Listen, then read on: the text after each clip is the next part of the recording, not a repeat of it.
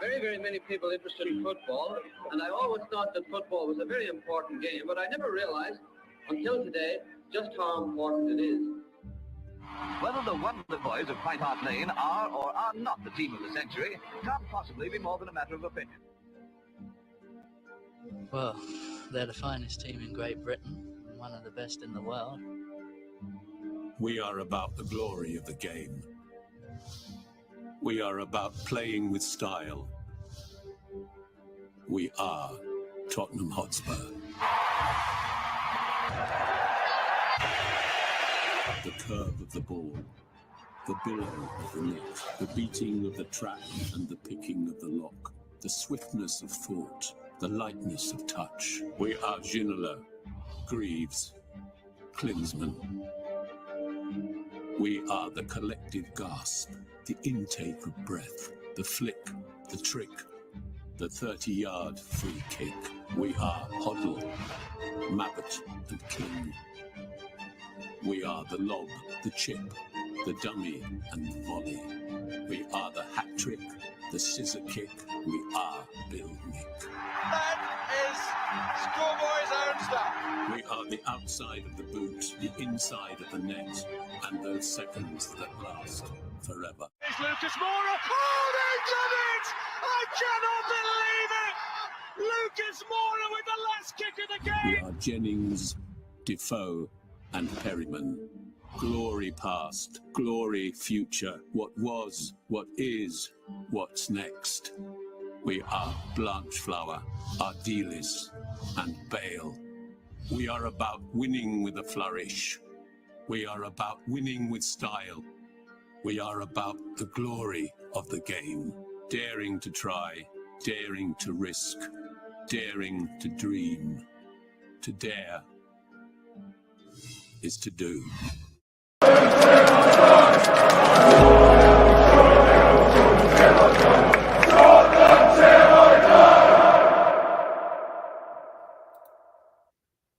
Hang on there, we've got the wrong background. There we go, Philip. My God, Mr. Brady, you look chilled out there, sir. Actually, why not? Saturday night. Hang on, I need to put my reading glasses on because I cannot see a damn thing. I better switch it up straight here, isn't it? Yeah. Anyway. Do you know, me and Philip are like the most organised two channel hosts you're ever likely to meet in your life. Yeah, we're not that. Well, welcome. It is here. It is back. It's the first one of the year. It's the Cockeral Clock podcast with myself, Dermot, a.k.a. DERMOTRON, and also my brilliantly co-host, who really is there. He's like the godfather of this channel, Philip Brady, a.k.a. the Wanderer, or the Laptop Killer. That's what I'm going to name him now. After his laptop today sadly give up the ghost after 3 years of being in service. Philip, what happened to that? What did you do to the laptop for it to lose its edge? What did you say to him? As I said earlier, the last thing visible on the laptop was a picture of you on the stream, so I'm blaming you for it. The laptop saw me, went, DERMOTRON, yay! It froze completely, and it's still frozen. My picture's still on it, by the way. Well, I suppose it is if I opened it up. Yeah. There you go. You could look at me tonight before you go to bed, Philip. Yeah, right, okay. You want me to have nightmares for the rest of the night, do you? Yeah. Anyway, good evening, everyone. Welcome. Hope you're enjoying this. Hope you're having a good Saturday. Philip, what a show we had earlier on the Premier Saturday. It was a cracker of a show, wasn't it? Yeah, it was. Right. It was, yeah, and I mean, not a Premier game in sight either, you know? Yeah. We should rename it Championship Saturday. I know he's gone. He's gone again. Yeah. I don't know. I don't know what's going on here. This bloody... God. You and technology. No, it's not. What the hell? Right, can you hear me now? What's happened to you now? I don't know what's happened here. Hold on. Right, I know. Look, I'm going to take you out, Philip, if you can. I'm going to come back in again because there's something wrong here. Okay, great. Anyway. Hold on, I'm removed from stage. There we go. He give me a thumbs up if he's right. Oh, he's gone. He's gone anyway. But big up, everyone. Welcome to the Cockeral Clock podcast. I hope you're all doing well. Please put your comments in the comment section as well, just to help me along as we go through this show. Of course, it is a bit of a build-up to the Man United game tomorrow. the latest injury news, the latest transfer news, the latest everything coming up as we are still within the window. And firstly, I want to say a massive thank you to Stephen Cartwright, who's become a new member. Philip, he's become a member of the Sunny membership. So big up to you, Very good. Stephen. We have got loads of stuff. After this, I will be pre-recording. I will be pre-recording a pre-match thoughts before the Man United game. So please look out for that for you members. Now, Philip would normally do it with me, but because Philip, with these technical issues at the moment, will not be joining me unless his phone holds out. Because he's now told me that he hasn't got a charger for it. Wasn't expecting to be using it as much, you know. How's she going to get hold of you if your phone goes dead to pick her up tomorrow? Oh, I mean, I can go out and borrow a charger from my brother-in-law. I can get one out in his house, you know.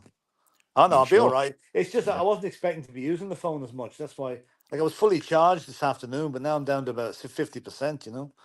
All right. Well, okay, fair enough. But anyway, but big up Stephen Cartwright as well. Great to see you in. We've got Daniela Zito. Good evening. I'm looking forward to this Cockeral cockpot. Oh, for fuck's sake. Oh, well. Now, anyone that's listened to me on Spotify, I've got about 3 to put up on Spotify since Christmas. I've been very poor putting them up there. I do apologize, guys. People in the chat like to catch me out. Daniela, Carl Simpson are prime examples at that. But big up Daniela. We've got Big T for Man United. Big up Big T. Says more shows than primetime TV, Dermo. And then we like to give our members their money's worth. They pay money for us to give them proper content, and that's what we like to do. If it's not just me on my own, it's me and Philip. If it's Philip on its own, it's Philip and his class of high sociable friends he hangs around with. Like, he goes up to Dublin every Tuesday, and it's like he rings me up, Dermo. I'm with the Taoiseach today, having a drink with him in the pub. You know, Philip is very, very famous over here in Ireland. Not a lot of people. Don't believe a word he's talking about there. No, he is. He is the Minister for Foreign Affairs. He doesn't like talking about this, but he is. He set up more deals between Ireland and America than anybody else in the Irish political system. This man is a genius. They call him down in Dublin, he is the Ireland Donald Trump. That's what they call him. Oh, Jesus Christ, please, no. Call me anything you like, but do not compare me to that Wally. I heard, Philip, they've even organised an orange suit for you to wear as well.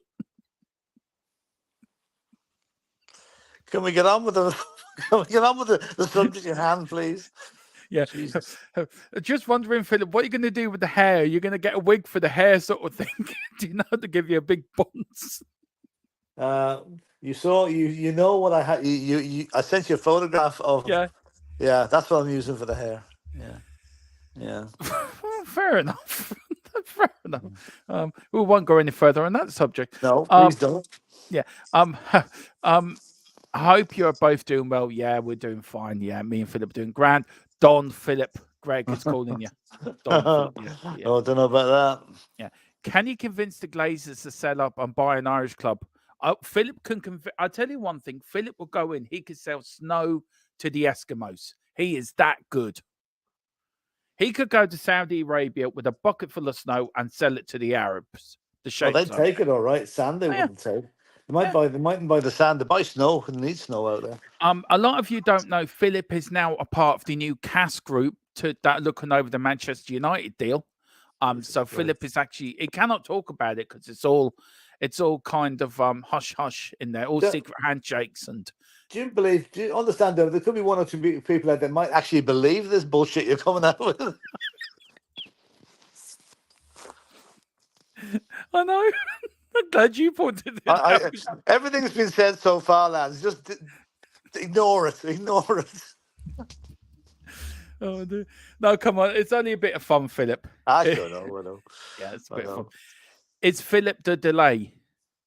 Yeah, Philip is the delay for Big T. That's why the Glazers. He's in the minute. I don't know why it's the delay with them selling United, Philip. What's the latest you can give Big T? I don't know. Maybe they haven't decided they haven't milked the club enough yet. They want to do it a bit more before they let go. Maybe God. that's it. I don't know. I don't know. Greg says PHILLIP is leading a consortium to purchase X of Phoenix Musk. They plan to rename it. Why? Yeah, or Z maybe. Yeah. Oh dear.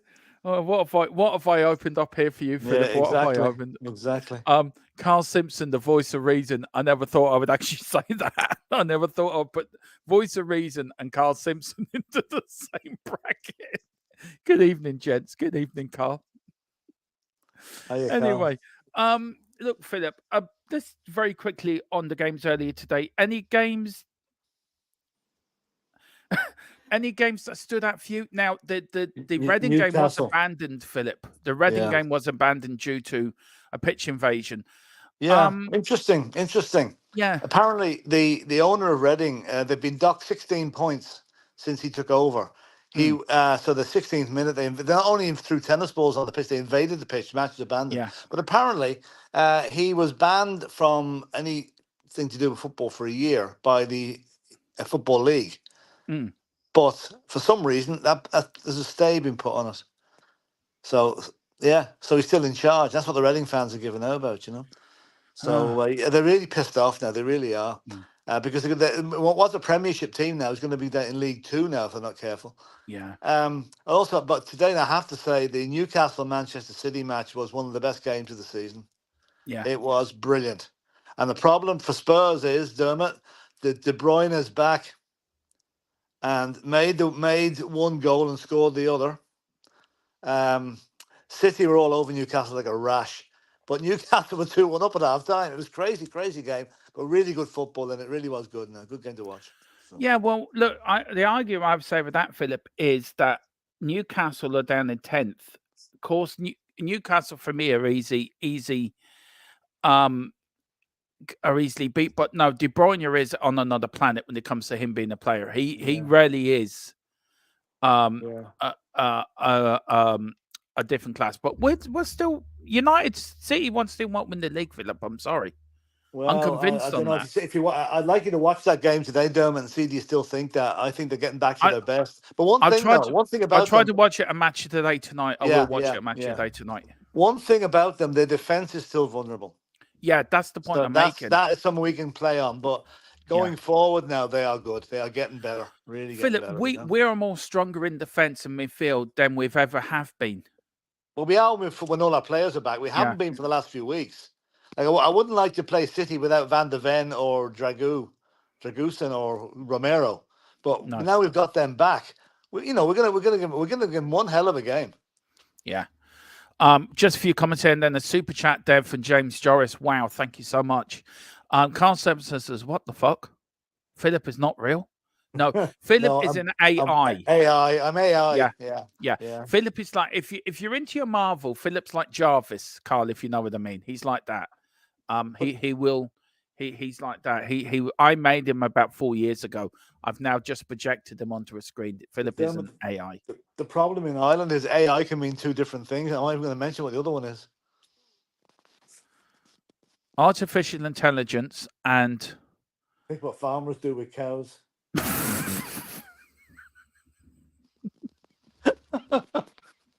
Work it out. PHILLIP, I've just worked it out. I'm trying to think of a comeback for you on it. Answers on a postcard, please. Now we know what PHILLIP does in his spare time, guys. With pigs. According to you, I don't have any spare time. Anyway, Big T, is that why he's on Starlink? Yeah, he is, because he's him and Elon Musk. He's trying to buy him off. That's no, the only reason I'm on Starlink is the only one can get to work down here. Chris says De Bruyne or something else. What a player! Yeah. Is it true the opposition fans joined the red protest? Probably did. Yeah, it was Port Vale. Yeah, probably did. Yeah.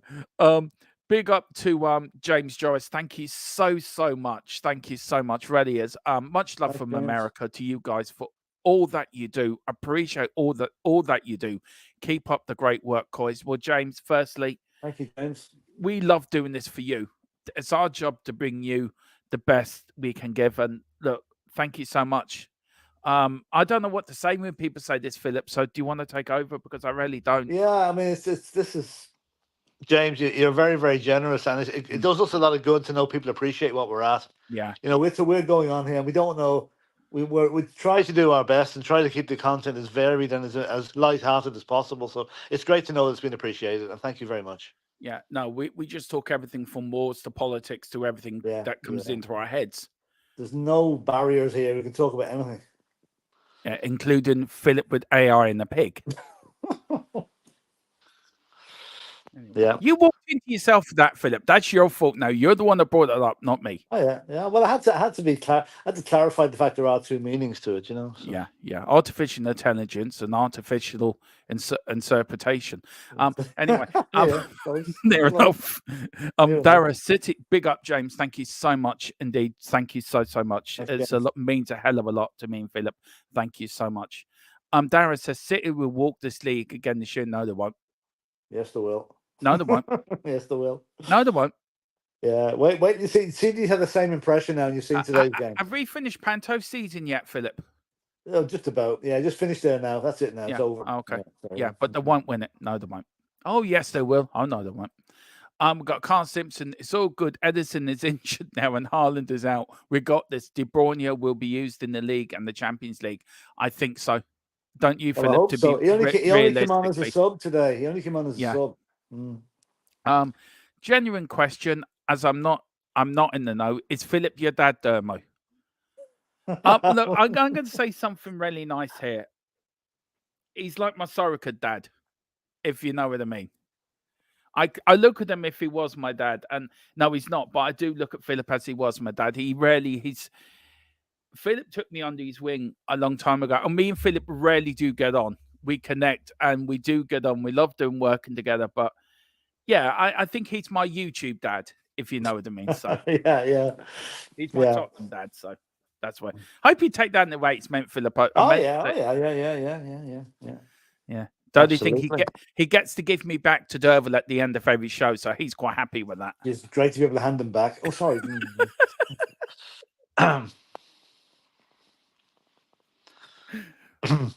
You're not getting away that easy. For saying that. Yes. Had to be said. It had to be said, yeah. Daddy Philip, that you born dodgy. Yeah. Oh, dear. Yes. We'll be confined to barracks now for a while after this. Yeah, well, Carl Simpson, Philip is a bloody good AI Dermo, as he believes he is cold. He believes he's what? Cold. I was cold. Yeah, I was cold last night. Not cold tonight now. I've got the sitting room to myself tonight, so I'm all right. Oh, yeah, Philip is a very good AI. As you can see, outside the kitchen, there's about 30 pigs stay away from him. Oh, sorry, Philip. I apologise. I couldn't miss that. All right, 15 well, then. At least I don't go near the sheep anyway. No, just leave that to Jeremy Clarkson. That's right. Did you ever watch Jeremy Clarkson's show when he did, yeah, I did. It's brilliant. Do you remember they went to Colombia? Was it Mexico or somewhere? And they were supposed to take photos of animals. Do you remember that one? Yeah. And they found the fella with a sheep. We leave the rest up to your imagination. Yeah. And he asked the fella, does it? The look on his face when you're saying to the other two, right, come on, we're going. It was lovely. I must admit, his farm is so funny, Philip. Oh, it's hilarious. It's hilarious. It is. I would recommend it to anyone. I mean, he really is, Philip, the worst farmer in the world. He's close to us. But he's made so much light on the farming industry, though. Yeah, that's true. Yeah. Sorry I said about the pigs, Philip. It was only a joke. Oh, it's only a joke. Jeez, only joking. Yeah. Well, do you think I'd take nothing? Anything on this is taken with a pinch of salt anytime. So yeah, I just didn't want you. I didn't want the sheep to get jealous.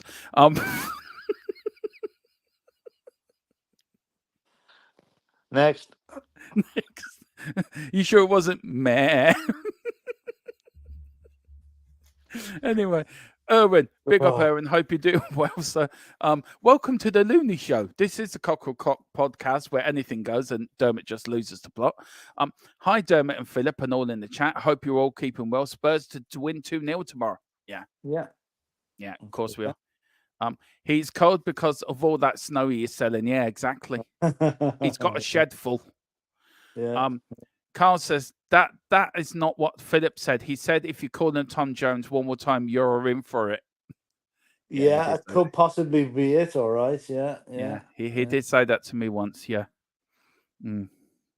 Anyway, moving on. Chris Welsh, big up, lads. Hope you're.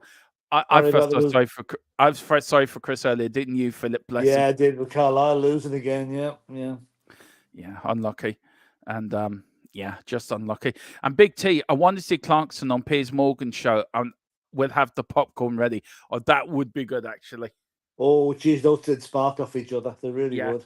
Yeah. Just very quickly, Philip, do you think the three of them who have now left Amazon, do you think they could end up going back to the BBC to do Top Gear again? Well, I don't know.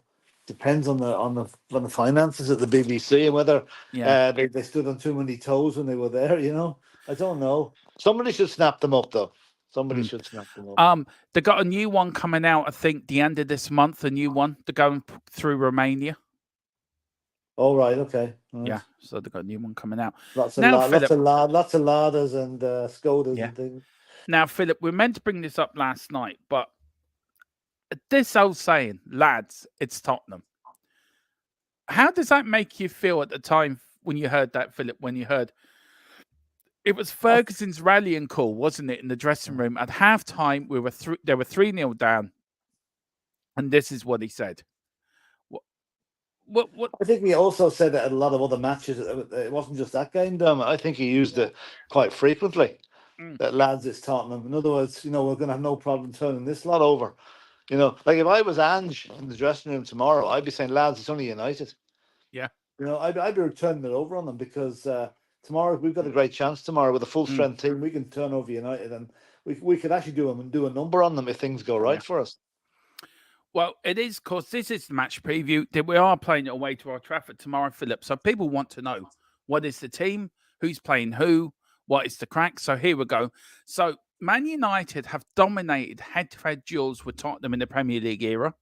Another one here, which I find now, this is not trophy success, is it, Philip? This is more... No, I misread that at the start. No, it's match heads up against each other. Yeah. Now, Spurs have enjoyed more success after Sir Alex Ferguson left. Now, is that more United won because of Sir Alex Ferguson, or were Tottenham that bad? Or is it now the roles are reversed, that Tottenham have now got better and Man United have now got that bad? Well, I mean, Spurs have become a regular top four team in the years since Alex Ferguson left. And United have skirted in and out of the top four. So I say Spurs have got better. And United haven't replaced Ferguson, really. No. Ever.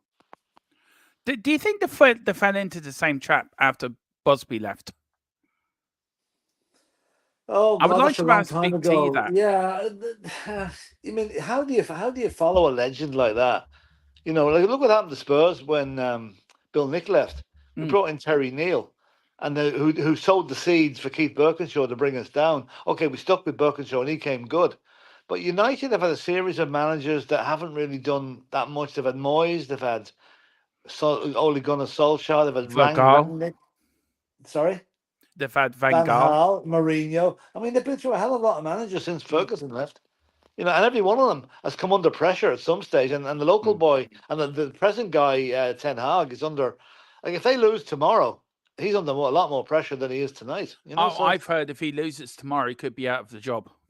Yeah, that's what I'm hearing tonight. Possibly. And there's talk of Eddie Howe as well after Newcastle losing today. So Yeah, I think he could be on the way out. Look, it sort of answers my question from the other day, Philip, of Liverpool doing the boot room. Is that why Liverpool had its success? Because it was manager following manager following manager following manager, where you look at United and Tottenham since Busby and Bill Nick left, and ever since Ferguson left, that there was no continuity of the philosophy of what the manager had built there. Yeah, the boot room was exactly the right way to do it. Bill Shankly, Joe Fagan, Bob Paisley, all learning from each other, learning from the master, and one of them passing it down to the next. So they had continuity. Excuse me, and that's why Liverpool continued to be successful after Shankly left. Here's a question for you guys and to you as well, Philip. But I see if the correct comment can go first. I'm sure you will get this.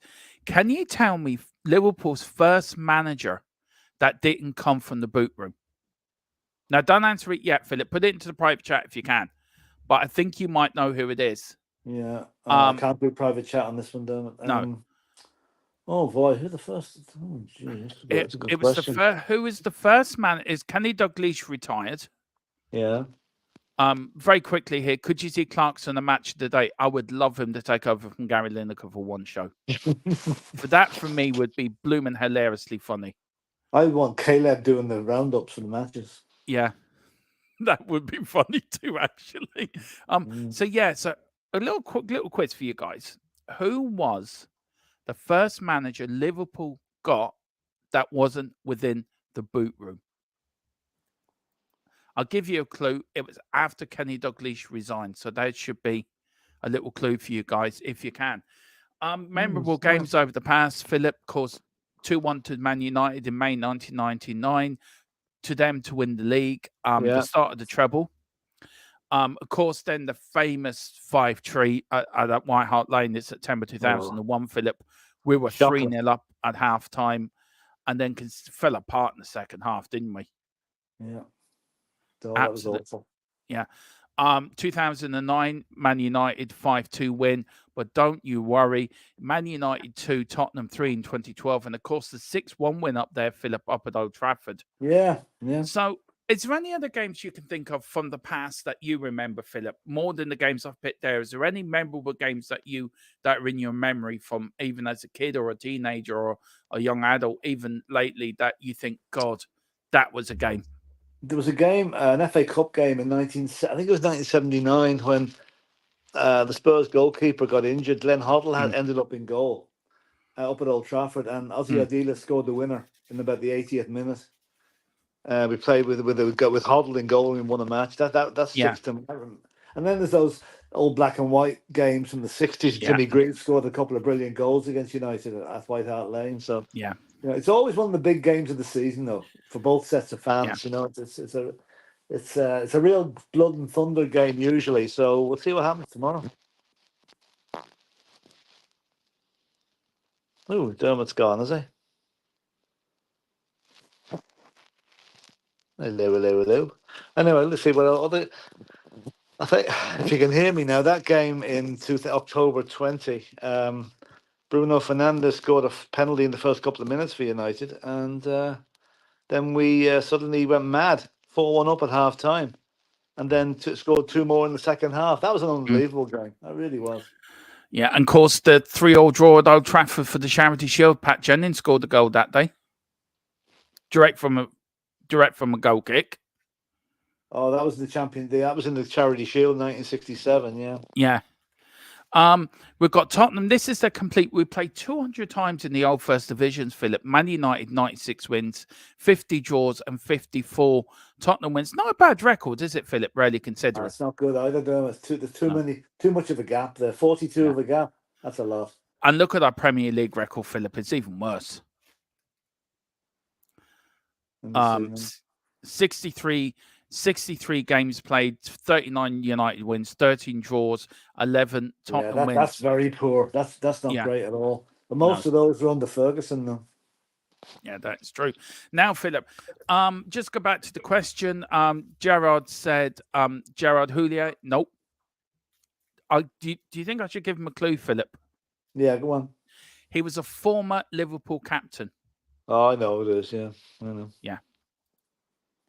And Carl says the 3-0 one where Eriksen scored. Yeah, I know. That was a great one. Now, big up to Matthew Bassett as well. All evening, Matthew. Hope you're doing well, sir. Now, the top goal scorers of this fixture, Philip.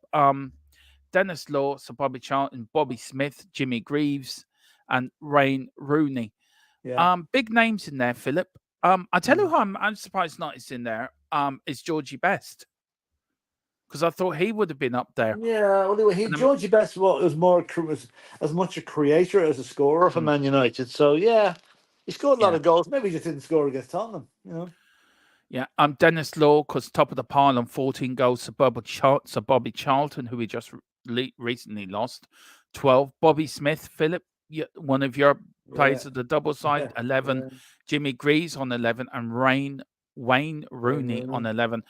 Are you surprised at that top 5, or do you think you thought somebody else would be in there, Philip? No. They're like mostly from the 70s and 80s, and Wayne Rooney from the 90s, and the 2000s. Yeah, no, they'd be the one I'd be thinking of, you know. Yeah. Now, Philip, tomorrow, of course, it is at Old Trafford. It is on the 14th of it's not the 14th of December, by the way. I don't know why it said the 14th of December. Christmas is yet to come then. Yeah. I hope where I got me information, it's not the 14th of December. It is the 14th of January.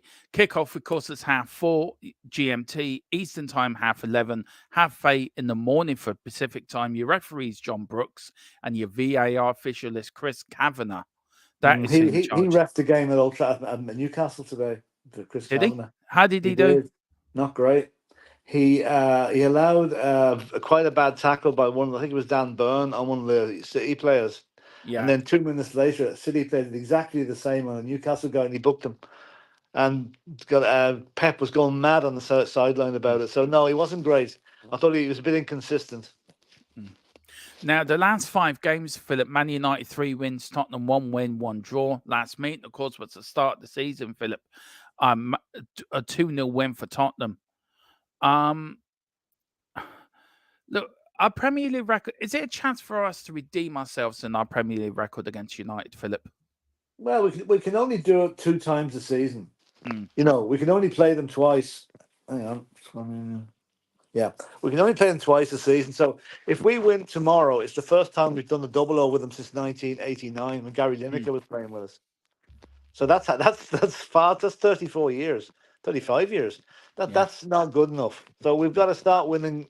We've got to be doing doubles regularly against Man United now to show them that we are the team now, not them. Yeah. Of course, Man United's form in the last 5 games has not been good, Philip. Only 2 wins out the last 5. Tottenham only 1 defeat in the last 5. 2 wins on the bounce, of course, coming in. United won the last game as well. Tottenham are the form side, Philip, but does form mean anything for this fixture?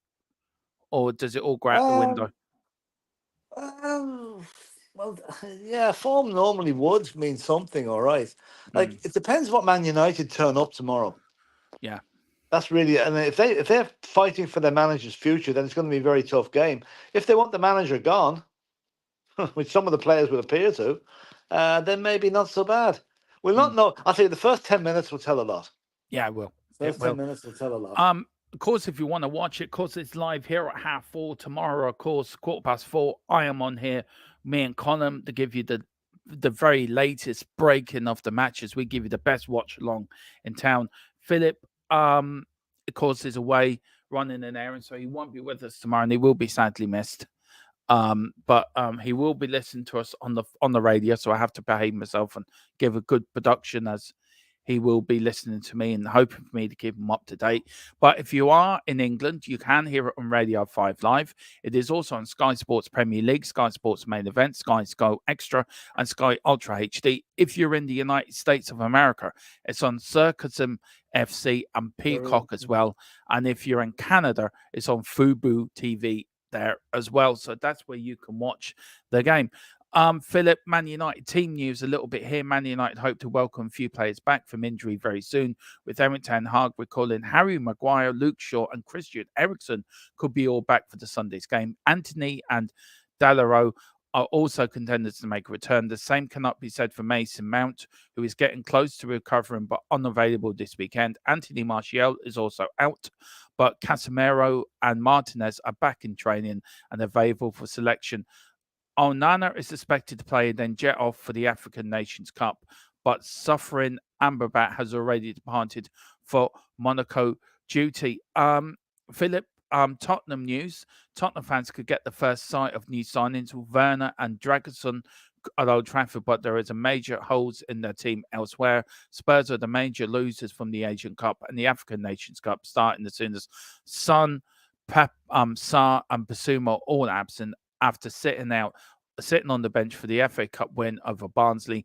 Mickey van der Ven should start with Ben Davies himself injured in that game, dropping out. James Maddison still out, along with Ivan Perisic, Solomon, and Velez.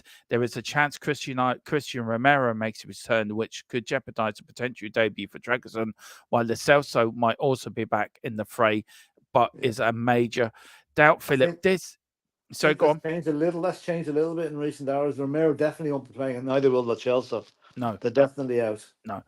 This is the predicted United lineup. We've got Onana in goal, Varane, Maguire, Dalot, and Luke Shaw as a back four, Scott McTominay and Kobe Manu in the midfield as the holding midfielders.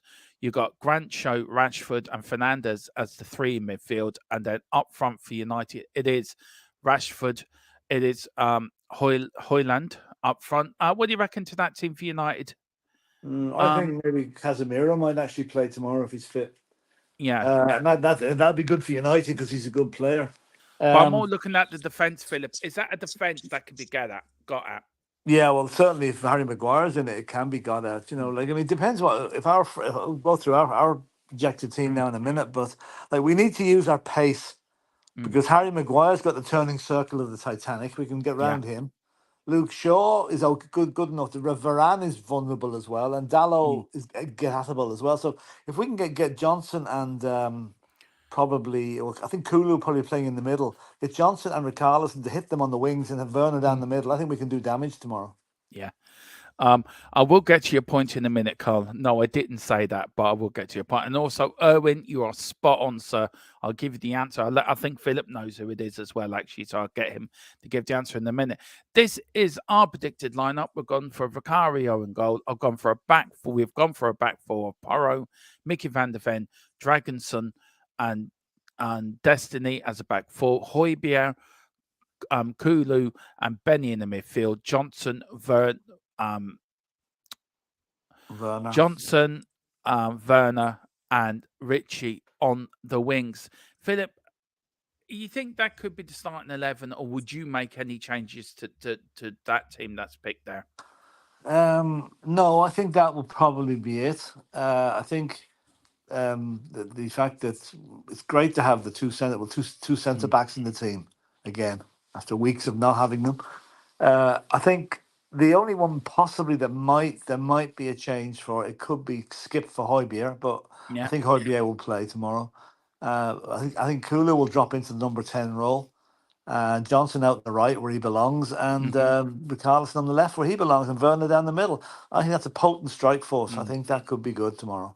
Let's face it, we've scored in every match in the last 30-odd games in the league, so why not? That's got to continue tomorrow, Now, this is the Premier League table as it stands, Philip. Of course, Liverpool ahead on 45 points, Man City after the win today, 43, Villa 42, Arsenal 14, Tottenham 39. Do you feel that a win tomorrow we go back into the top four? Would that be a psychological boost for us and a psychological sort of downer for Arsenal if we get into the top four tomorrow? I don't really care what Arsenal think about it as long as we're ahead of them. Yeah, they won't like to see us above them, It will be a psychological boost because let's face it, we've got to where we are playing the last 8 or 9 weeks with a makeshift defence. Yeah. And to have our proper defence back tomorrow, it can only be good for the lads. They should be buzzing for tomorrow now. They shouldn't be fearing going to Old Trafford at all. No. And it's probably a good time to play United because their form is so indifferent. But that being said, I think it's going to be a very tight match. I see people saying 4-0 and 5-0. And in fact, that's the Tottenham. They're mainly United fans are saying that, which shows you the confidence they have in their own team at the minute. I'd be a little more circumspect. I think it'll be either a draw or a tight win for Spurs. Yeah. And that's the correct answer on the screen, all right, Graham Souness, yeah. Hang on. Can you see the just go through? I just want to check something here, Philip. Do you want to? Erwin's right with the question I asked. So yeah. Do you want to give Yeah. Graham Souness was the manager. It wasn't in the boot room, and he was the only the first Liverpool manager since before Shankly that wasn't a member of the boot room. So anyway, and I don't have any more. Let me say about Souness. I have mixed feelings about Graham Souness. I think he started at Spurs and we got rid of him for disciplinary reasons, and he went on to have a great career, I must say. But in a way, you kind of miss him as the pundit now because he might counterbalance some of the idiots that they've got now because he was reasonably good, you know. VAR officials can't big up Derwin though for getting it spot on. Actually, VAR officials is Ray Charles. He always Stevie Wonder is his assistant. Yeah, that's true. It was all signed, sealed, delivered, and it was his. He always said he took the Liverpool job too early. Graham Yeah, Souness. maybe he probably did. Yeah, he probably did. Yeah. And players said what he tried to introduce at Liverpool was the right thing, but he tried to do it too quickly. Yeah.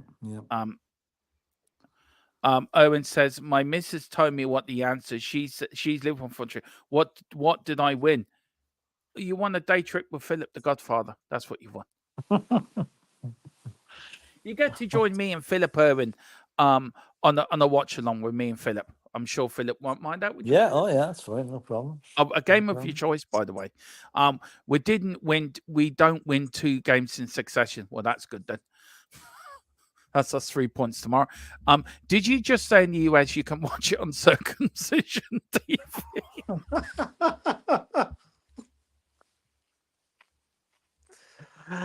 Oh, it's just, yeah.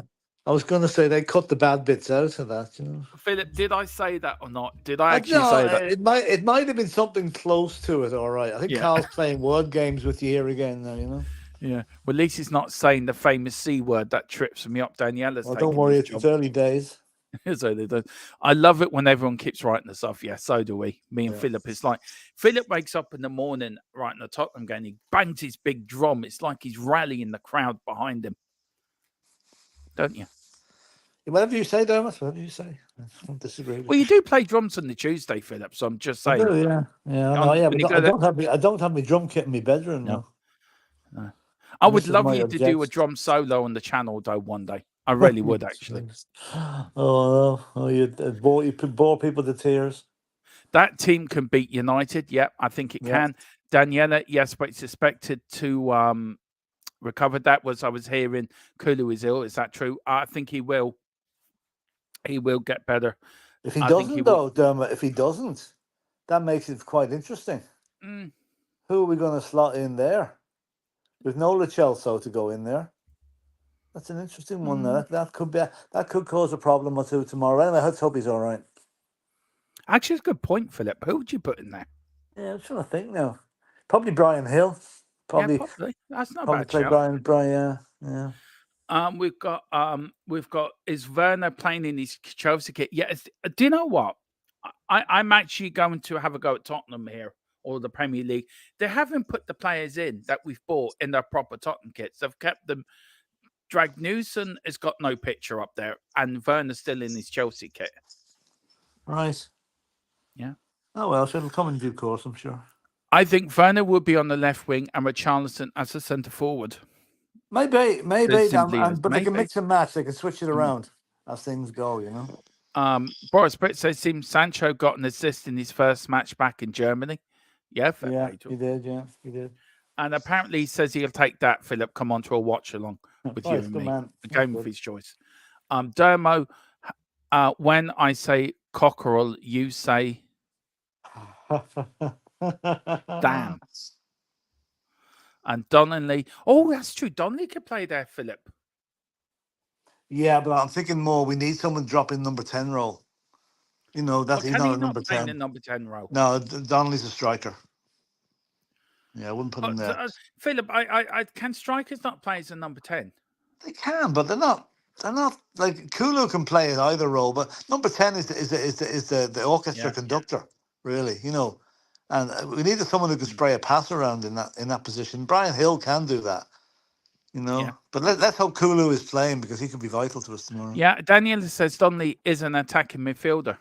Yeah, well, I mean, I always took him maybe playing up front for the under-21s, and maybe. But then again, do you give a young lad who's played 10 minutes in the Premiership the number 10 role at Old Trafford? I don't know. I mean, he's a great prospect. He's a real prospect, all right. Santiago is also number 10. He can play in that role as well. He wasn't even playing for the under-21s this weekend, so he must be injured. Yeah, must be. We've got Premier Hotspur TV. Big up Premier Hotspurs this evening, guys. Hope you're well. A question to you guys is, with a fully fit 11, is that the second best 11 in the league behind City? I say so. It is. It's not far from it. It's very close to it. Yeah, if you've got Madison in there, Romero, and it is. I say so. Please hit the like button. Please hit the subscription. There is 26 of you in the house, so please hit that like button. Please hit the subscription. Pick up your memberships as well. We do have, starting from next week, we were planning a load of members only stuff, but Philip's laptop we had a few tech issues earlier, so we're putting off the members only stuff off to next week till Philip gets back up and running on his laptop, and then we're going to pump that stuff out for you as well. So sorry about the delay. It is coming, so we do apologize for that. I hate letting them down. I know you two as well, Philip. Actually, there's nothing. No, this thing hit me this evening, and I'm not. Saturday evening, there's nothing I can do about it. You know. No. Carl Simpson, we are a fully fit squad. I would argue we have the strongest team in the league. See, I would actually go down that road. I think we've got a better team than City. Fully strength. I think that's a bit optimistic, Dermot. I think man for man, City have such depth in their squad. I think they have to be ahead of us at the moment, but that could change in the next year or so. Yeah, if they get the punishment that they deserve, but they probably won't. Daniela says Scarlett is injured. He is. Yeah. Yes, Big T says better than Liverpool's. Oh, that's. Do you know so there's not much between Liverpool's squad, Liverpool's and Tottenham's really. There's not a lot.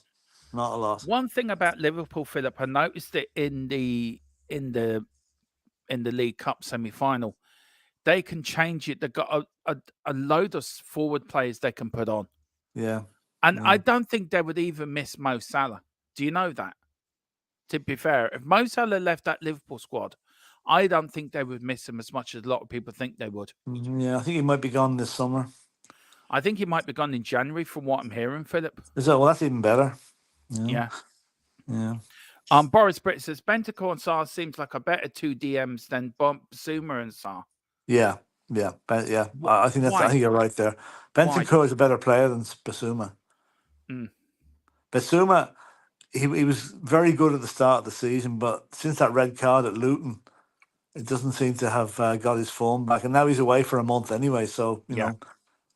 And so is Sarr, unfortunately. Sarr is a bigger miss than Bentancur, than Basuma. And Carl Simpson says, if you wait to the end of the season, it's on, apparently. And he's laughing. Right, okay. So I don't know what he's on about. Now, Philip, look, we talked a bit about yesterday. Where are we now? This one, we talked a bit. I talked to you all about the documentary that people should watch. What's it called again, Philip? By the way, people should watch it. The biggest. I forgot the title of it now. The biggest crime in football or something. Or the biggest scam in football. Biggest scandal in football. Yeah. Yeah.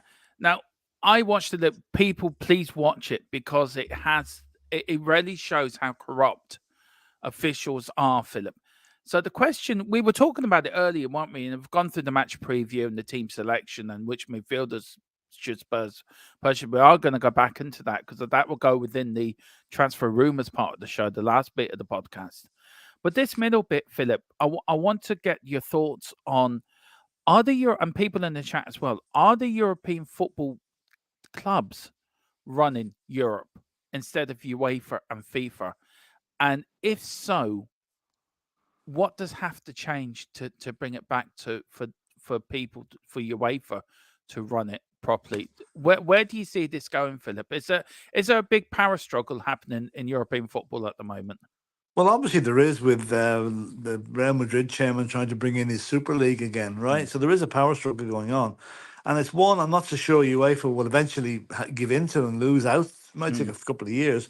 But I think at the minute, it's not so much the clubs that are running thing. It's the club's lawyers.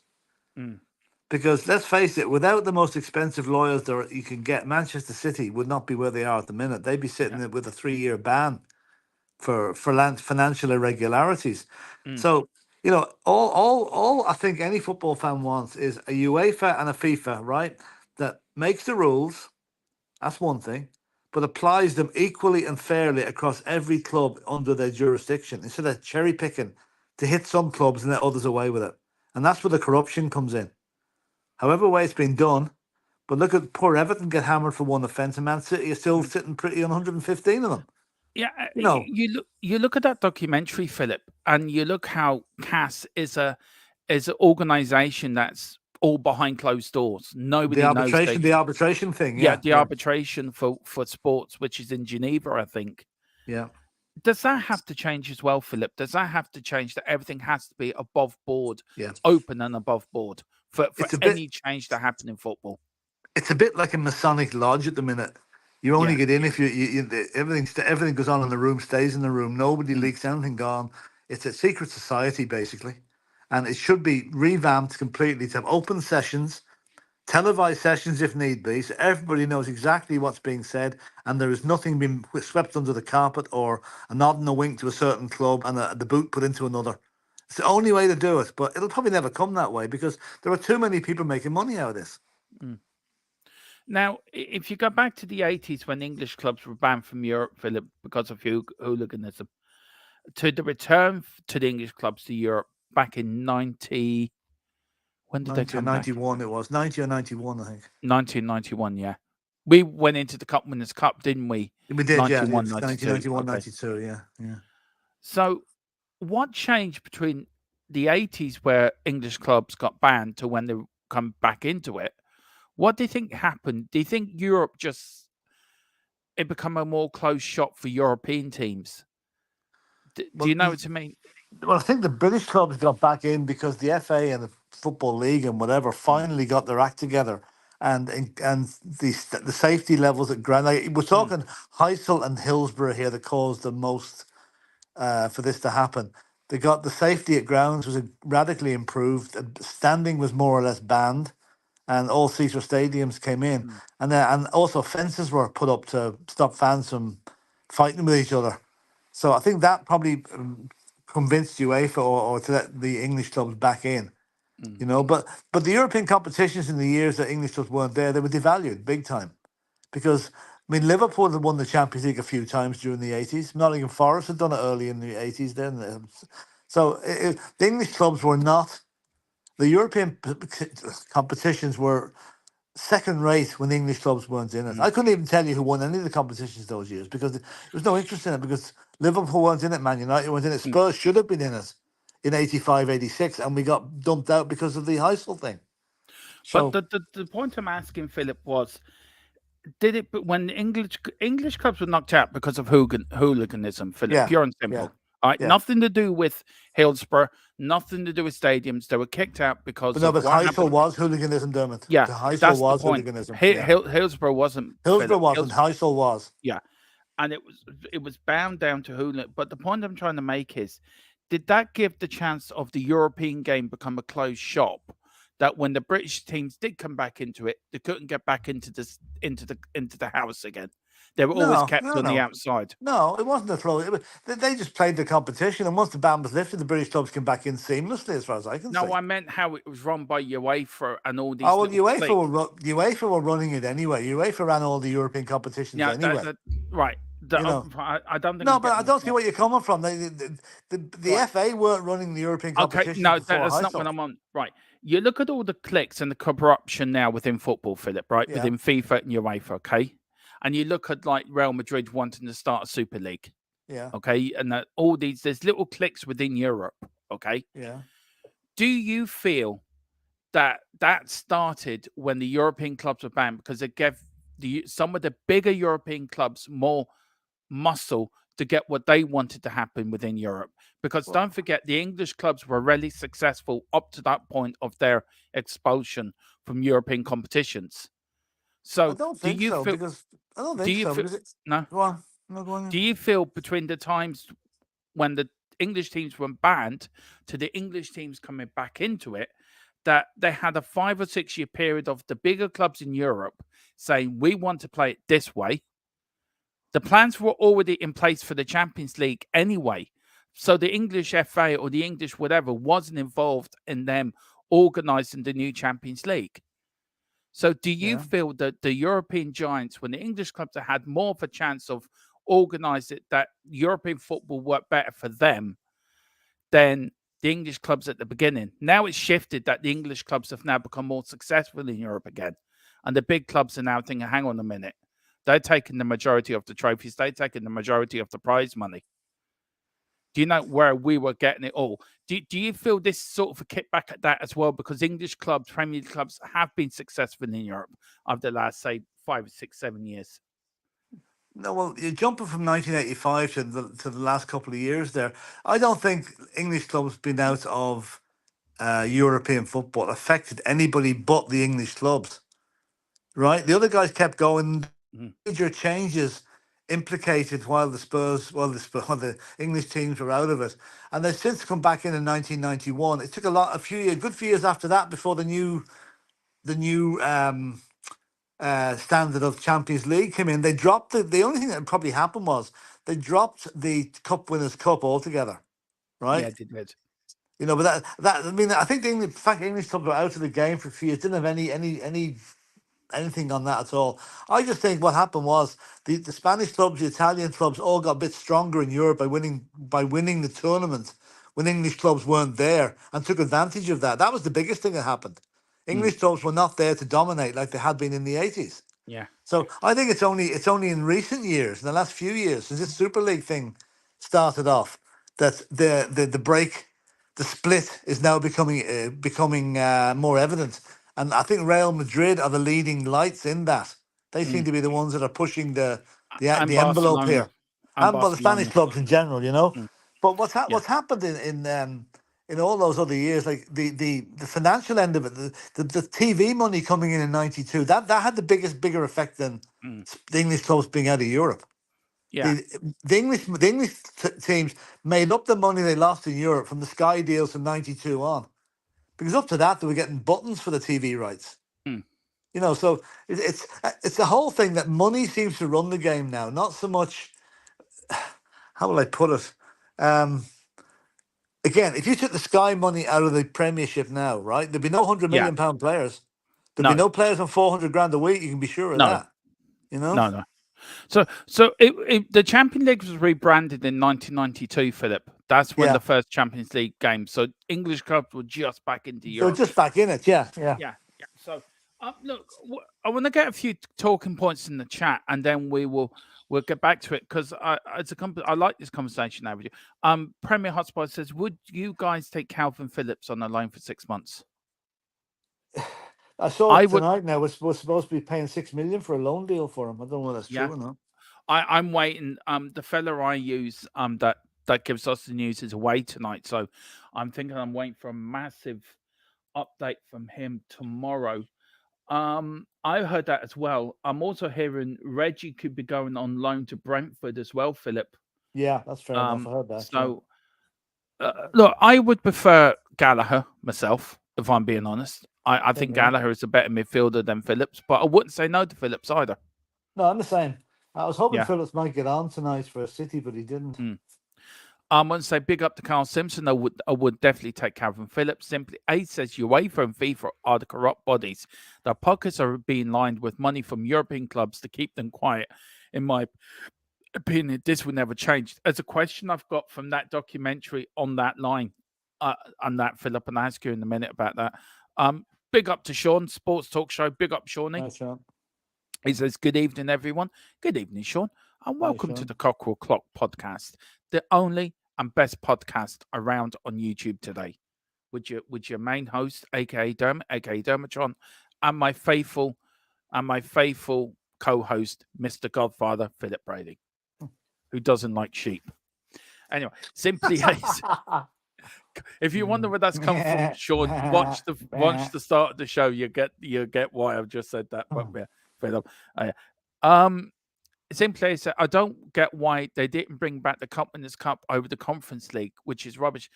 That's very true, though, Philip. Yeah, good point. Yeah, the old Cup Winners' Cup was a good, nice old competition, you know.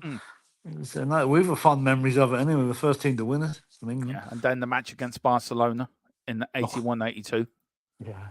The battle of White Hart Lane. Yeah. Big T, when English clubs were out of Europe, European clubs got a taste for victory, which is why they won a Super League now. I think that was sort of the point I was trying to make. That's what I was saying. They got stronger while the English clubs were out. Yeah, true. Yeah, I think my line of question on that was, I think I was trying to link in the two. Maybe the question wasn't right, Philip, but I was trying to link in. Is everything that we're seeing now a link to that? But is there a link between then and now, if you know what I mean? That the foundations were laid back then for them to build the house of what they're trying to build now, if you get me. Yeah, well, the foundations were laid during the few years that the British clubs were out of Europe. But but think about this: we weren't banned when the thing kicked into action again. No, we were there from the start of the new setup. So I suppose the Italian clubs, the Spanish clubs, used the 5 or 6 years in that period to strengthen up and to increase their hold on the game, but their reputations, if you like. And I'm trying to figure who was the head of UEFA at that stage. Who was it? I'll tell you now, Philip. Was it Leonardson? No. No, it wasn't. Let me get now. UEFA. UEFA. Is it president? Yeah, it'd be president of UEFA. Yeah. Okay. UEFA. Just do that. I'm just trying to look that up now. Right. Let's see now. It doesn't really say, Philip. No, it doesn't matter. No, it doesn't matter. It doesn't matter. It doesn't really matter. But listen, the thing about it is now, it's the important thing for Spurs is get back in there next year and let's show them what we can do. Yeah. Do you? Yeah. I think he was Swedish, wasn't he? I thought it could be Leonardson or someone like that. That name rings a bell with me. Yeah. Oh God. Anybody knows in the chat, they put it in there. No, it's a long shot. Who was in the UEFA around the 1990 mark? Whenever the British clubs got back in, 91. I'm just trying to find now, Philip. How you spoke? Oh, here we go. I'll tell you now, Philip. Just give us a couple of minutes. Just waffle for a minute, Philip. Waffle. Oh, right. Okay. Waffle. Waffle. Okay. What's our next? What are we going to talk about? Oh, here we go. I found him, Philip. I've saved you from your waffling. Good. It was Johansson. Johansson, yeah. I knew it was a Scandinavian type name. All right. Yeah. Right. Okay. Now, the FIFA president that was in charge when the England clubs got banged was a Frenchman called Jacques Georges. He was only president for 6 years, but Johansson was president for 16 years, Philip. Right. Okay. From 19th of April 1990 to 26th of January 2007, and then of course Michel Platini took over for 8 years, and then of course the current president, who's Russian, I think, if I'm right. Is he Russian? Yeah, he's Russian. Oh God. Well, he's not. He was born in Slovenia. Sorry. Slovenia, yeah. No, I was thinking Russia wouldn't be there. So anyway, the gravy train from Platini started in 2000 and something. Yeah. Jesus. Yeah. Yeah. We got look. What you look at the map? Look, that documentary. Everyone should watch it. Philip, they really should. Yeah. Do you think, Philip? Look, this is me being asking you to be honest now with this and gives you a full proper answer to this one. Do you feel that the Man City owners or the Arab owners are paying off your way for officials to keep this quiet, or paying brown envelopes in the right way so they don't get banned? Or firstly, when they got it overturned, do you feel the money went in the right way to get that overturned? And secondly, will they try that again in the Premier League to get their charges overturned in that? Because there's 115 charges. Well, who knows? Do you think that could be happening? I'm not going to make allegations that you can't possibly prove, but I'm certain that I'm not trying to make an allegation. I'm just but whatever has been going on between Man City and the lawyers and UEFA, they've employed the hotshot lawyers that specialize in this type of legality. And if I could say my heart tells me that yes, there is money changing hands. then my head's saying, well, would it be that stupid? Are they doing it in some other way? Are they getting the lawyers to do all the dirty work and paying the lawyers big bucks to get them back into the Champions League? Like they got the ban rescinded on a technicality, because all it takes is some whistleblower to come out and say, "Yeah, Man City gave me money and a brown envelope in a car park in Abu Dhabi 2 years ago," and the whole thing's blown open.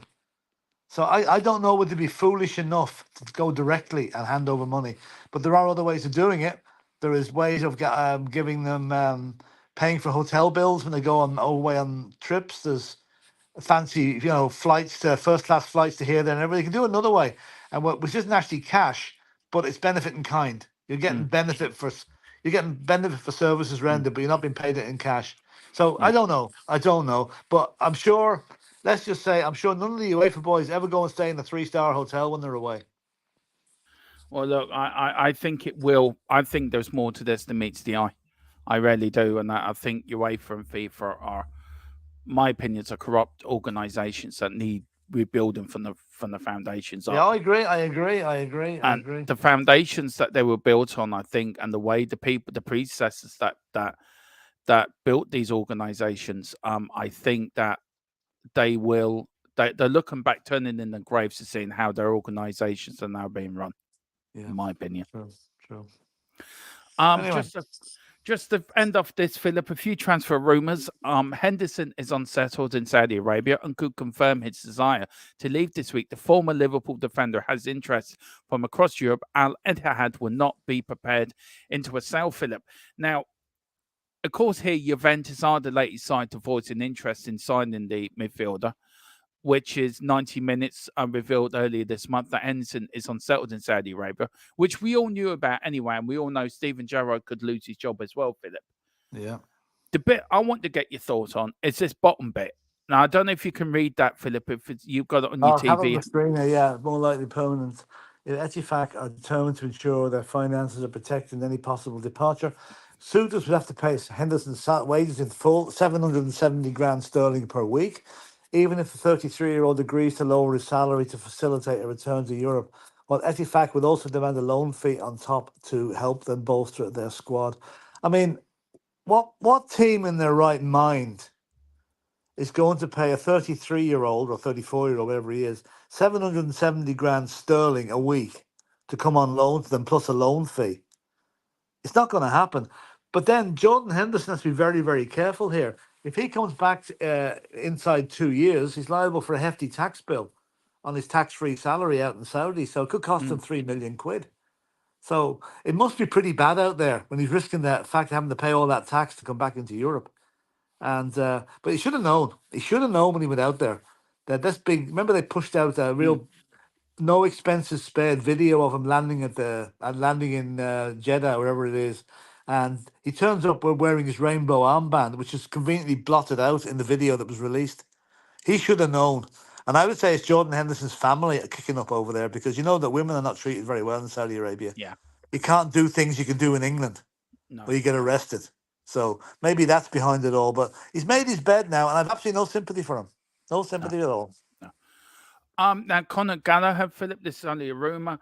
Tottenham exploring the sign of Conor Gallagher during the summer window when Chelsea were open to a sale. However, Spurs' inability to shift other players such as midfielder Højbjerg meant they could not raise the necessary funds to complete a deal. Now, this is from 90 minutes as well, Philip, again.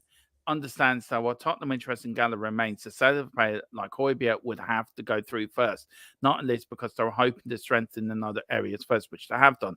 And Postecoglou is also happy to hold on to the Dane until the end of the season. Chelsea could sell Gallagher this month if a bid of a region of £50 million comes in. Contract talks have not advanced recently. His current deal is up in 2025, but the England international would prefer to stay at Stamford Bridge. Pochettino is desperate to keep hold of him. Now, we're hearing reports that Tottenham are now in talks with Chelsea over a loan deal with a loan to buy, Philip. Right. What do you think will come out of that? Could you see Højbjerg being used as a make weight? That Højbjerg going the other way? No. Højbjerg won't go to Chelsea. I can't see him fitting in at Chelsea. Why do you say that, Philip? I just don't think it'll happen. I think what will probably happen is Conor Gallagher wants to stay at Chelsea. Pochettino wants him to stay.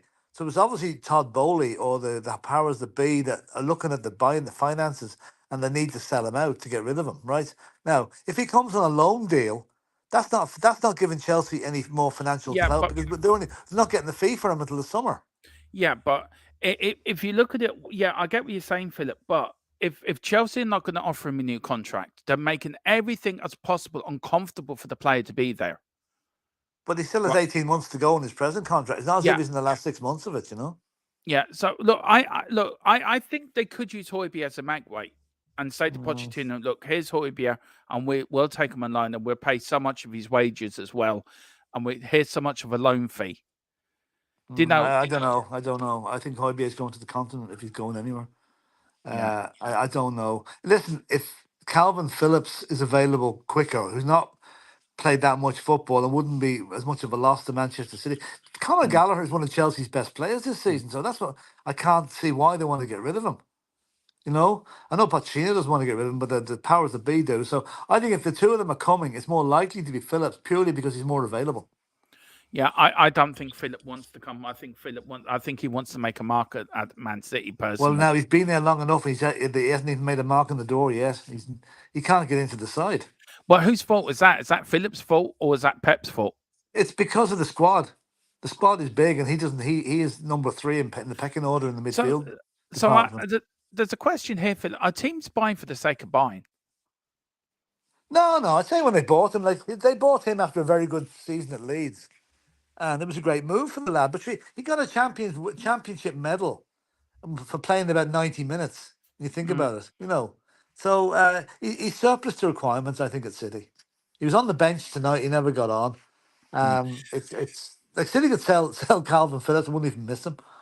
You know. Now, Jota, Tottenham are confident of finding an agreement with Al Ittihad to take the winger on the initial loan with a purchase clause. The 23-year-old was left out of the Al Ittihad squad for this season's Saudi Pro League, but has been used in their Asian Champions League games. Would you be happy with this one, Philip? I'd like to take him on loan. Yeah, I think so. Yeah, we saw enough of him at Celtic to know he's a good player. Pochettino knows him well, and I think they got on well up in Celtic. So yeah, he'd be one I'd take in a heartbeat. Now, Philip, there's a few here. Which ones do you want to talk about? And these ones, Philip. So I'll let you take your pick. I'm looking at the top one, Bruno Guimaraes. There's a rumour that Newcastle may take less than the 100 million release clause because their financial status is so poor at the minute regarding FFP. So that and PSG, I think, are in for him as well. So that's interesting. I'm not going to discuss Arsenal because why should we? Liverpool, Borussia Dortmund, and Leipzig have all been told that by Juventus that 30 million Kenan Yildiz is not for sale. Well, fair enough, that's not going to happen then. And this is the Jordan Henderson one again. I mean, Juventus haven't got a pot to piss in at the minute financially, so why are they going to afford that sort of money? Even if he halved his wages, it's 385 grand a week, which is probably more than nearly everyone's getting. There's anybody getting that sort of money. And this is the one that interests me in the bottom. Chelsea's 4 striker shortlist is comprised of Brighton's Evan Ferguson, Brentford's Ivan Toney, Bayer Leverkusen's Victor Boniface, and Napoli's Victor Osimhen. The best. I know he's Irish and I know he's a great prospect, but there's no way Evan Ferguson's worth 100 million at the minute. No, I don't think he is, Philip. Ivan Toney has said he's going to stay at Brentford. Whether he's done that just to keep the Brentford fans happy for a while, I don't know. Victor Boniface, I don't know much about him, but the one I'd go for is Osimhen. He is a good player. Really, really good player. So I'd be worried now if Celtic got him or Chelsea got him. Yeah.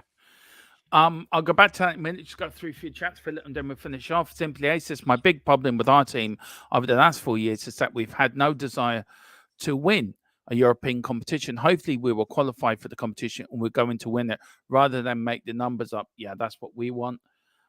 Big T's asking here, Philip, what would happen if the Premier League clubs banded together and refused to recognise the corrupt FA? Well, the FA hasn't really been accused of corruption that much. It's more UEFA, you know. I don't know. It's it's the strength in numbers, okay, but you need to have nearly every club behind you to make that work. You know, be tricky. Is the Premier League corrupt, Philip? Just- oh, damn, I don't know. Maybe No, maybe I'm it asking a is. serious question here, though. It might be. I mean, it might be. Listen, there's corruption at some level in every level of society, So regardless of what it is. why is it taking so long for the Premier League? They were quick enough to chuck 10 points at Everton, right? Why is it taking them so long to come out with whatever they're coming out with Chelsea, Man City? So why is it taking them longer?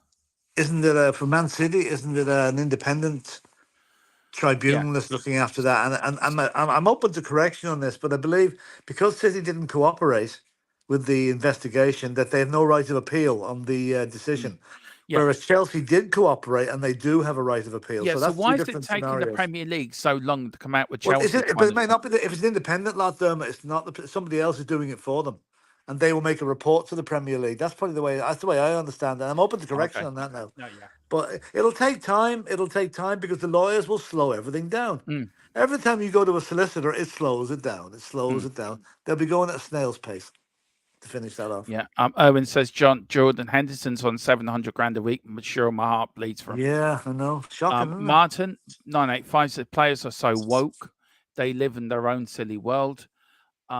He also says if Henderson is caring for the minorities, why doesn't he pay them half his immense wages? So true. Good point. Owen says gives Chelsea a swap deal for Dombele. Just saying. That's not bad. Dombele looks like he's staying in Napoli anyway. So wasn't it Pochettino who wanted Dombele when he was manager? Yeah. Wasn't it? Well, he signed in 2018. Pochettino. No, how did he sign? 2002. We moved into the stadium in when? Poch was manager when Poch signed Dombele. him. Yeah, Poch signed him. Yeah. He did. Sorry. So Poch wanted him. Now. It's just he's been there that long and he's done nothing for us. I'm kind of confused when he actually came to us. We got here. Who's this? Philip. Sorry, I don't like to butcher anyone's name. BM. Hang on, it goes up on the screen. BM. Hang on. BM Kish. Sorry. BM Co. Sorry, Bean Co. Yeah. Yeah. Arsenal's hands also tied to. I think they are, aren't they, Philip? Oh, bless you. Yeah, I think so. Yeah. And then Chelsea. Excuse me. Bless you. Excuse me. FFP stay humble. Says FFP is put in place to keep the top six as the top six and give little chance to smaller clubs to grow. Yeah, but every club is bound by it, And but smaller clubs don't spend the big money that the big clubs do anyway. So Premier Hotspot TV says, do we slowly start giving Levy credit for how he's handling things at the club? Right. I want to say this very quickly, Philip. Are the seeds of the sows that he are the flowers now? How can I put it? Right. Are the vegetables that he sowed years ago, Philip? Is he now get? You know what I mean? It's just the word vegetables. And Levy, I know. Stick to flowers, Dermot. Stick to flowers. Yeah, you know what I'm getting at, though. I do. Yeah, I know. I'm really messing.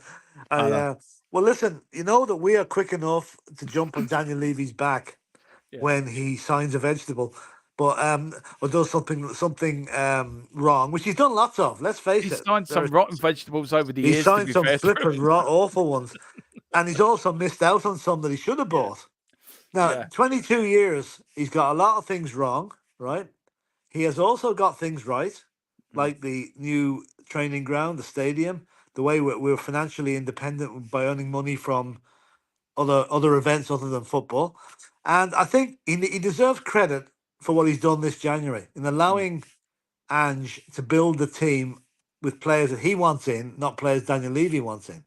So at the moment, he's in credit for this January. Now, please, Daniel, don't put yourself back in the negative position by doing something stupid before the end of the season, because in the minute you've got a bit of goodwill out there.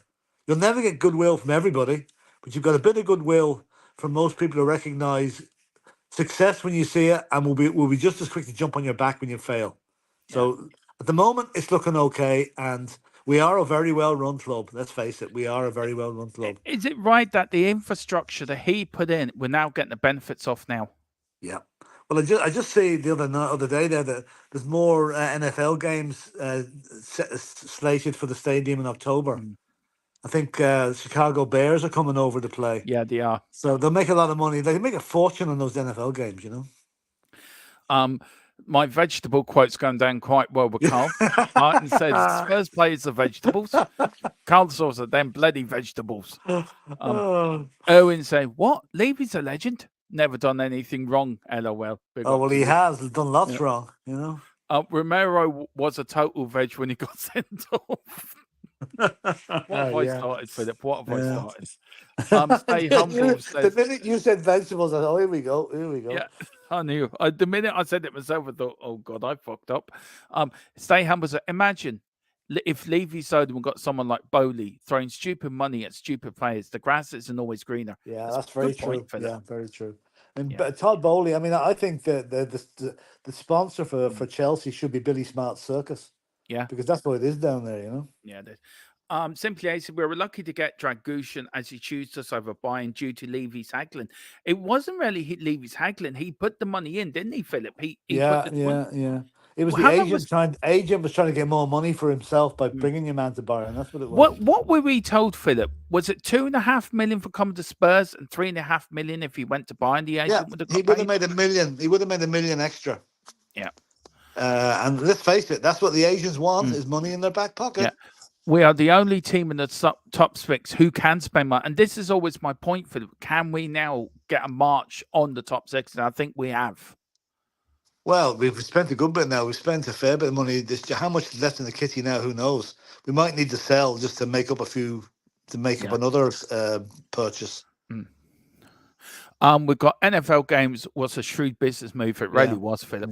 Levy has haggled less these days. He's kept well out of it, Philip. That's because Scott Money's there now, and this Frankie fellow and Paratici. Like he's got a good squad of lads looking after that now, rather than him. He can let him stick to the purely running the administration side of the club, which he's very, very good at. Yeah. We've got Owen. All Spurs players are vegetables. They turn up to every game. I like that. My vegetable girl was looking at me thinking I've totally lost the bloody plot here. When I said vegetables, she just looked at me and went, "You had that for your dinner." I did. I had a lovely dinner, actually. I tell you one thing, I've got to say, my other half is the best cook in Ireland. I'll tell you one thing, she really is. There you go. That's some She's sitting there compliment. with a big head now. There's a compliment. Look at the big head. You're only saying that to get out cooking dinner tomorrow, don't I know, yeah. Yeah, well, yeah, exactly, Philip. You hit the nail on the head there. My bag's back. I got a bad back. Paratici bought Jorgensen to the Juve system, gave him his chance. His loyalty was with Don Paratici. Yeah, that's a good point. Yeah, good point. It was. Well, Philip, that's the end of the first Cockeral Clock podcast of 2024. Yeah. One Get down. The year right. Get the 306. One down, 364 to go. Oh, no, I want to do one every day now. 51 to go. Oh, 51 to go. Okay. Yeah. Okay. Yeah. Anyway, didn't I like to keep you on we'll be turning into a vegetable. What vegetable would you turn into, Philip? Probably a Brussels sprout. Oh dear, I would have thought of cabbage, but that'd be me actually. Anyway, on that bombshell, I'll ask the Swedish chef which is the best vegetable. Oh, don't you start bringing him up again. I can't do it now because it's only on my phone, but I would have done otherwise. Oh, what no one can see is Dermot's missus with a shotgun because they behind the camera. Yeah.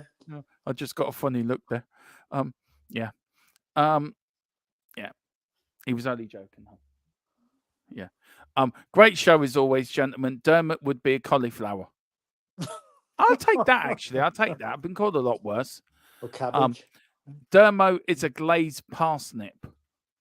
Oh, that's very exotic. Yeah. It is, yeah. I had parsnips for dinner actually.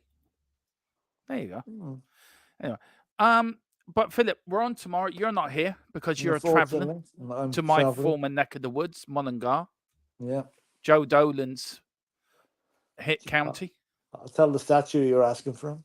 Yeah, tell him there. They've got a massive church in Mullingar, by the way. Yeah, I know. Yeah, nice town. And we've got Neil Shafton. Where have you been for this hoe? He comes in right at the end. He says, "I've made some sausages stuffed with cornbread." Oh, Oh, that Nice. sounds different. And Carl said it's tip to go with his poll, Philip. It's what? Very funny. Very funny, Carl. Yeah, I'll put it on for you. You can watch on your TV now. Anyway, Philip, so we've got the watch along tomorrow, of course, with Man United Tottenham. Then Monday it is back with the Spurs transfer show where we're going to do I think we might pre-record the post-match and put it as a members-only video for the guys to speak, Philip, as a way of saying thank you. It's been a mad week, hasn't it, Philip, channel-wise? We've grown on the channel-wise. Yeah, it's been massive numbers this week. It's been really, really good, you know. And that's because the stuff we've been putting out, like the transfer rumours, which turned out to be absolute fact, was very good. We stuck to our guns, and Dermot stuck to. I mean, I must say, I was doubting Thomas for a while, but more over the logistics of the transfer rather than the end result of it. But it turned out very well for us in the end, and the proof of that will be tomorrow at Old Trafford when we win. Yeah, of course it will. Yeah, and then of course we're back all next week with our Spurs transfer show. We've got the roundtable discussions taking a bit of a break from next week, isn't it, Philip? Yeah, we're giving it a break. So because we've got Thursday we have a little match next weekend. We've no match next weekend. It's totally free. Yeah. So anyway, Philip. So next Thursday we've got a little surprise show coming up. Do you want to tell people what we're going to do? Because I'm really looking forward to this. Is this the hang on now? Sorry, I'm a bit behind because of my laptop problems. I'll let you break the surprise there. Right. Every week we're going to do one on Saturday as well. Me and Philip, on Saturday we're going to do the FA Cup memories, where we're going to go over Tottenham's love affair with the FA Cup next Saturday at 3:00 instead of Premier Saturday. I don't think there's any Championship games next week, is there, Philip? I don't know. Actually, I don't know. But if it's not bad, that's what we're going to do. But next Thursday, we're going to take a trip down memory lane. We're going all the way back to 60-61, where me and Philip are going to pay homage to the double side.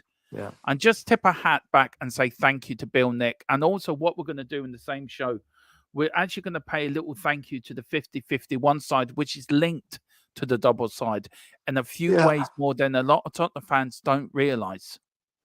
And actually, that 50-51 side was responsible for a couple of major achievements by Tottenham and England in the 60s. So we're going to top ahead back that. We've got all the usual shows. So that's next Thursday. And then every Thursday after that, it's up to you guys. You guys tell us which team or which decade you want me and Philip to look back on. If you want to look at the 81 side or the 82 side. So please put into the chat and the comments what year you want me and Philip look back. And there's a little called Look Back in Time with me and Philip. So that is now every Thursday. As the round table, we're sort of going to put it to bed for a little while and then bring it back when the football season start off again.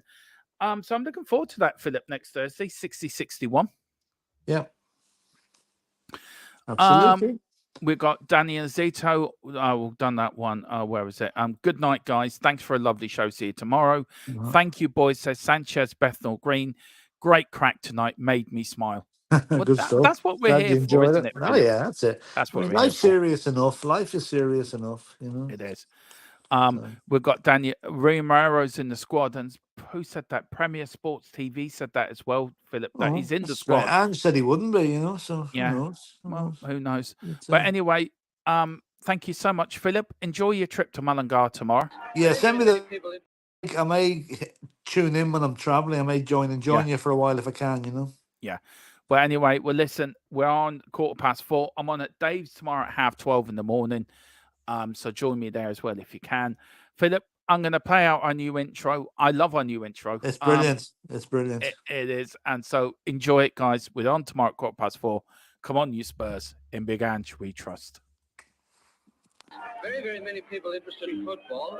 And I always thought that football was a very important game. But I never realized until today just how important it is. Whether the Wonder Boys of White Hart Lane are or are not the team of the century can't possibly be more than a matter of opinion. Well, they're the finest team in Great Britain and one of the best in the world. We are about the glory of the game. We are about playing with style. We are Tottenham Hotspur. The curve of the ball, the billow of the net, the beating of the trap and the picking of the lock, the swiftness of thought, the lightness of touch. We are Ginola, Greaves, Klinsmann. We are the collective gasp, the intake of breath, the flick, the trick, the 30-yard free kick.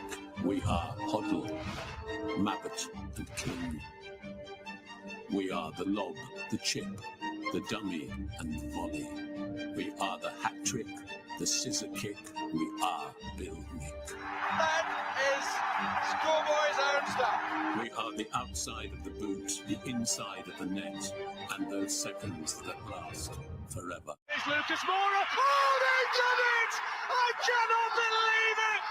Lucas Moura with the last kick of the We game. are Jennings, Defoe, and Perryman. Glory past, glory future, what was, what is, what's next. We are Blanchflower, Ardiles, and Bale. We are about winning with a flourish. We are about winning with style. We are about the glory of the game. Daring to try, daring to risk, daring to dream. To dare is to do.